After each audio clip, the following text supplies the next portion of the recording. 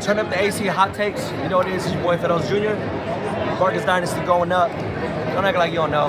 We're the only three brothers that really running shit in the boxing game.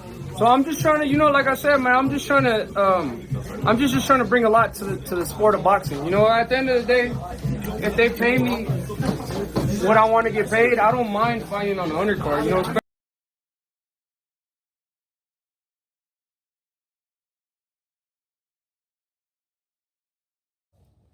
Welcome to another installment of Turn Up the AC Hot Takes with Reason on a solo edition. Now, we're going to get right into this one. As you can see, the little clip from that you just saw right there, that was David Benavidez talking about he don't mind being in the undercard. You know what I'm saying? For the right price and for the right card.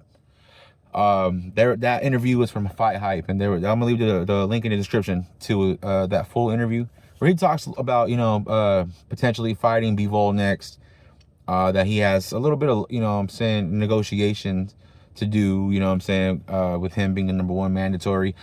David Benavidez is a WBC champion at light heavyweight. He was upgraded to WBC full-on champ when Bivol was stripped. Also, he is the WBA regular champ, while Bivol is the super champ.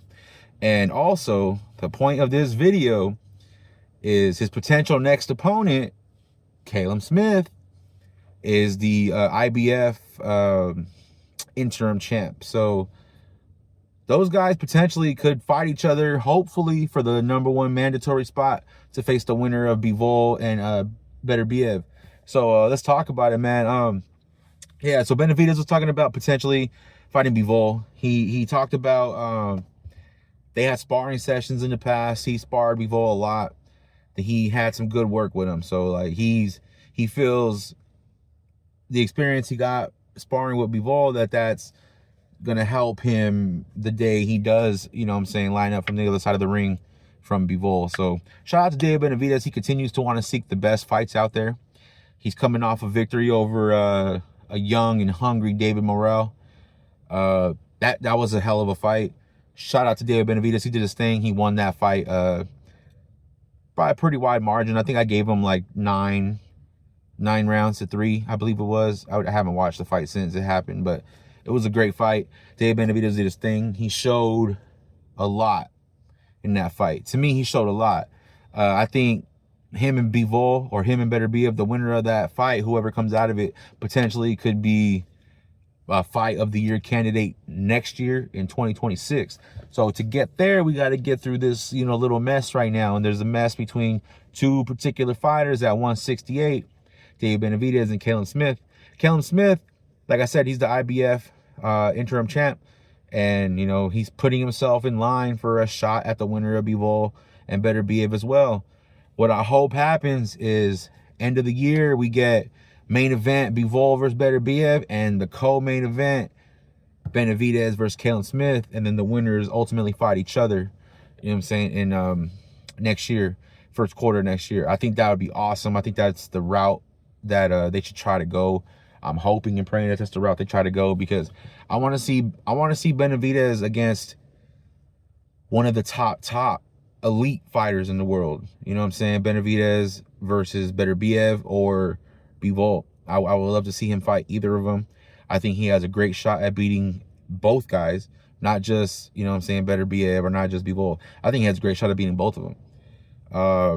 But if he can absolutely lose too. And that's the one thing I love about David Benavidez. That's the one thing we got to start saluting these fighters.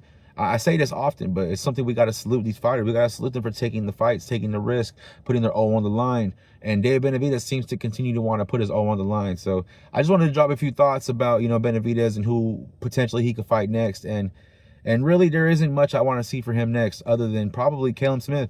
If it's not, Bivol and Beterbiev, because they're fighting the third fight, in the second half of this year.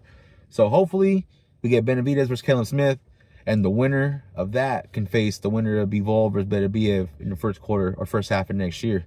So I just want to drop my thoughts on that, and hopefully y'all feel the same way. You want to see the same thing happen. But if not, if there's another fight you want to see out there for David Benavidez, let me know and drop it in the comments. Let me know who you want to see him fight.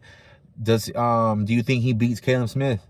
Does he have a shot against Bivol or Beterbiev? And who y'all think gonna win Beterbiev and Bivol the third fight? So let me know what's up, man. Talk to me. I'm here. I love fighting. I love boxing. I love watching. I love talking about it. And I continue to hope that these guys give us the best fights possible. And, you know, and we'll keep going from there. And boxing continues to be lit. And, you know, God willing. So until next time, this has been Reason. Turn up the AC Hot Takes. If we're lucky, I hope we get Benavidez versus Callum Smith and Bivol versus Beterbiev on the same card, and the winners face each other first half of next year, 2026, for undisputed at light heavyweight. So shout out to David Benavidez. I want to see him continue taking these big fights. Shout out to Bivol, because that he's a warrior too, man. All these guys, man. I'm looking forward to it, and I can't wait till the next fight, man. Until then, there's been Reason. And as we get closer to more big fights, we're going to talk about them, and we're going to drop our thoughts and make our predictions of who we think is going to win. And let me know how I'm wrong, and let me know who you want to see David Benavidez fight next. So until next time, there's been Reason. Turn up the AC Hot Takes, and we're out.